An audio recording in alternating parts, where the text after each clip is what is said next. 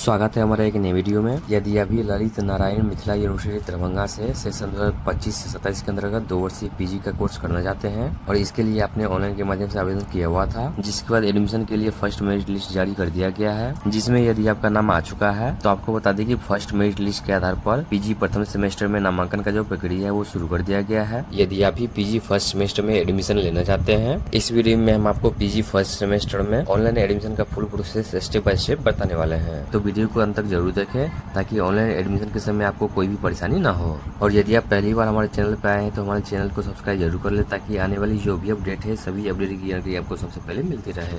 Online admission के लिए आपका नाम जिस कॉलेज में आया हुआ है उस कॉलेज के ऑनलाइन पोर्टल पर आना है। जैसे कि अभी हम आरके कॉलेज के ऑनलाइन पोर्टल पर आ चुके हैं, जिसका डायरेक्ट लिंक आपको इस वीडियो के डिस्क्रिप्शन में देखने को मिल जाएगा। और यदि आपका सिलेक्शन किसी दूसरे कॉलेज में हुआ है तो हमें कमेंट करके जरूर बताएं, हम उस कॉलेज के एडमिशन पोर्टल का लिंक आपको दे देंगे। बाकी एडमिशन का जो प्रोसेस है वो सभी कॉलेजों में लगभग सेम होता है, तो इस वीडियो को देख करके आप दूसरे कॉलेज में भी एडमिशन के लिए ऑनलाइन आवेदन कर सकते हैं। तो सबसे पहले आपको अपने कॉलेज के एडमिशन पोर्टल पे आना है। यहाँ आने के बाद आपको एक ऑप्शन देखने को मिल जाएगा पीजी एडमिशन का, तो यहाँ से आपको पीजी एडमिशन वाले ऑप्शन पे क्लिक कर देना है। इसके बाद अगला इंटरफेस ओपन करके आता है। अब यहीं पर आपको एक ऑप्शन देखने को मिल जाता है go for online admission process का, तो यहाँ से आपको go for online admission process वाले ऑप्शन पे क्लिक कर देना है। इसके बाद अगला स्टेज ओपन होकर आता है। अब यहाँ पर आपका फॉर्म आईडी या रजिस्ट्रेशन नंबर मंगाता है, तो यहाँ से आपको क्या करना है कि आपका जो ऑनलाइन आवेदन फॉर्म है उस पर आपका एप्लीकेशन नंबर देखने को मिल जाता है, तो वही एप्लीकेशन नंबर आपको यहाँ पे फिल कर देना है। इसके बाद एकेडमिक ईयर सेलेक्ट करने के लिए बुला जाता है, तो जब आप इस पे क्लिक करते हैं तो यहाँ पर आपको 4 ऑप्शन देखने को मिल जाता है। तो यहाँ से आपको क्या करना है कि यहाँ पर आपको फर्स्ट सेमेस्टर वाले ऑप्शन को सिलेक्ट कर लेना है। सिलेक्ट करने के बाद यहाँ से आपको सर्च वाले ऑप्शन पे क्लिक कर देना है। सर्च करने के बाद यहाँ पर आपका जो डिटेल है वो देखने को मिल जाता है, तो आपको इसको चेक कर लेना है। चेक करने के बाद यहीं पर आपको एक ऑप्शन देखने को मिल जाता है क्लिक हियर फॉर एडमिशन का, तो यहाँ से आपको क्लिक हियर फॉर एडमिशन वाले ऑप्शन पे क्लिक कर देना है। इसके बाद आपका जो एडमिशन फॉर्म है वो इस प्रकार से ओपन होकर आता है। यहाँ पर स्टूडेंट का जो नाम है वो पहले से फिलअप रहता है। इसके बाद फादर्स नेम पूछा जाता है, तो स्टूडेंट के पिता का नाम आपको यहाँ पे फिल कर देना है। इसके बाद मदर्स नेम पूछा जाता है, तो स्टूडेंट के माता का जो नाम है वो आपको यहाँ पे फिल कर देना है। इसका डेट ऑफ बर्थ पूछा जाता है, तो यहाँ से आपको कैलेंडर देखने को मिल जाता है, तो इस कैलेंडर से आपको स्टूडेंट का जो डेट ऑफ बर्थ है उसको आपको यहाँ से सिलेक्ट कर लेना है। इसके बाद आपका जेंडर और कैटेगरी पहले से ही सिलेक्ट रहता है, तो यहाँ पर आपने जो भी कैटेगरी सिलेक्ट किया है उस कैटेगरी के अनुसार आपका जो जाति प्रमाण पत्र है वो चूज फाइल पे क्लिक करके अपलोड कर देना है। इसके बाद डिसेबल कैटेगरी पूछा जाता है, तो यहाँ पर आपको बताना है कि आप किस तरह के विकलांग है, तो यहाँ से आपको उसको इंडिकेट कर देना है। और यदि आप विकलांग नहीं है तो यहाँ से आपको नॉट एप्लीकेबल वाला ऑप्शन को सिलेक्ट कर लेना है। इसके बाद यहाँ पर रिलीजन पूछा जाता है, तो यहाँ से आपको बताना है कि आप किस धर्म से आते हैं। इसके बाद यहाँ पर आधार नंबर मांगा जाता है, तो स्टूडेंट का जो आधार नंबर है वो आपको यहाँ पे फिल कर देना है। इसके बाद स्क्रॉल करते हुए नीचे आएंगे तो यहाँ पे आपका कॉन्टेक्ट डिटेल मांगा जाता है, जिसमें सबसे पहले आपका एड्रेस मांगा जाता है, तो यहाँ पे आपको अपने विलेज का नाम, पोस्ट ऑफिस का नाम, अपने थाना का नाम यहाँ पे आपको फिल कर देना है। इसके बाद स्टेट पूछा जाता है, तो यहाँ से आपको अपने राज्य का नाम सेलेक्ट कर लेना है।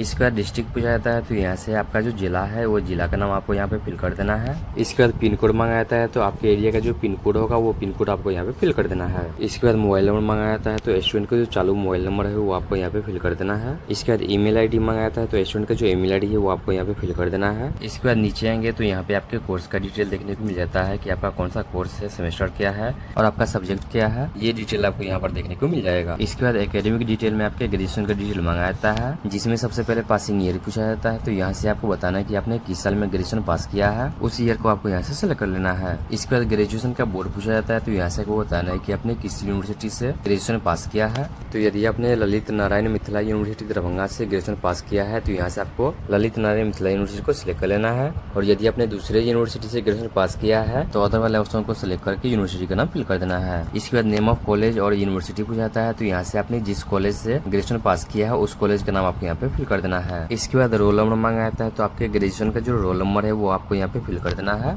इसके बाद ग्रेजुएशन का मार्क पूछा जाता है, तो आपको ग्रेजुएशन में जितना % मार्क आया हुआ है वो आपको यहाँ पे फिल कर देना है। इसके बाद ग्रेजुएशन का ऑनर सब्जेक्ट पूछा जाता है, तो ग्रेजुएशन में आपने जो भी ऑनर सब्जेक्ट रखा था उस सब्जेक्ट का नाम आपको यहाँ पे फिल कर देना है। इसके बाद यहाँ पर ग्रेजुएशन का मार्कशीट अपलोड करने के बुलाया जाता है, तो यहाँ पे चूज फाइल पे क्लिक करके आपके ग्रेजुएशन का जो मार्कशीट है वो अपलोड कर देना है। इसके बाद ग्रेजुएशन के पार्ट 3 का जो एडमिट कार्ड है वो अपलोड करने के बुलाया जाता है, तो यहाँ पे चूज फाइल पे क्लिक करके पार्ट 3 का जो एडमिट कार्ड है वो अपलोड कर देना है। इसके बाद CLC अपलोड करने के लिए बुलाया जाता है, तो आपके ग्रेजुएशन का जो CLC होगा वो आपको यहाँ से अपलोड कर देना है। इसके बाद स्क्रॉल करते हुए नीचे आ जाना है। अब यहाँ पर फोटोग्राफ अपलोड करने के लिए बुलाया जाता है, तो चूज फाइल पे क्लिक करके स्टूडेंट का फोटो अपलोड कर देना है। इसके बाद सिग्नेचर मंगाया जाता है, तो यहाँ से आपको सिग्नेचर अपलोड कर देना है। इसके बाद कॉमन एप्लीकेशन फॉर्म अपलोड करने के लिए बोला जाता है। तो पीजी एडमिशन के लिए ऑनलाइन करने के बाद आपको जो फॉर्म प्राप्त हुआ था वही फॉर्म आपको यहाँ से अपलोड कर देना है। डॉक्यूमेंट अपलोड करते समय आपको ध्यान देना है कि जो डॉक्यूमेंट आपको मांगा जाता है वही डॉक्यूमेंट आपको अपलोड करना है।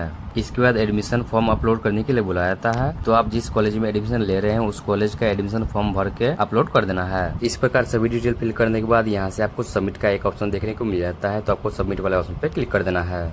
सबमिट करने के बाद आपने जो भी डिटेल फिल किया हुआ था उसका प्रीव्यू देखने को मिल जाता है। तो यहाँ से आपको सभी डिटेल को अच्छे से मिला लेना है और यदि इसमें कोई भी मिस्टेक लगता है तो आपको नीचे करके एडिट वाला ऑप्शन पे क्लिक करके आपको बैक करके उसको सुधार कर लेना है। और यदि सभी डिटेल सही है तो यहाँ से आपको सेलेक्ट पेमेंट ऑप्शन पे क्लिक कर देना है और जिस भी माध्यम से आप पेमेंट करना चाहते हैं यहाँ से आपको उस माध्यम को सेलेक्ट कर लेना है। तो अभी हम यूनिफाइड पेमेंट वाला ऑप्शन को सेलेक्ट कर लेते हैं। इसके बाद यहाँ पर प्रोसीड का ऑप्शन देखने को मिल जाता है। तो यहाँ से आपको प्रोसीड वाला ऑप्शन पे क्लिक कर देना है। इसके बाद ट्रांजेक्शन इन्फॉर्मेशन देखने को मिल जाता है जिसमें आपको आपके कैटेगरी और आपके सब्जेक्ट के अनुसार कितना पेमेंट लगने वाला है उसका भी डिटेल यहाँ पे आपको देखने को मिल जाएगा। तो यहाँ से आपको पे नाउ वाले ऑप्शन पे क्लिक कर देना है। इसके बाद अगला इंटरफेस देखने को मिल जाता है। तो यहाँ से आपको क्या करना है कि प्रोसीड का एक ऑप्शन देखने को मिल जाता है। तो आपको प्रोसीड वाला ऑप्शन पे क्लिक कर देना है। इसके बाद दोबारा से प्रोसीड वाले ऑप्शन पे क्लिक कर देना है। अब यहाँ पर जनरेट क्यूआर वाले ऑप्शन पे क्लिक कर देना है। तो आपके सामने इस प्रकार से क्यूआर कोड देखने को मिल जाता है।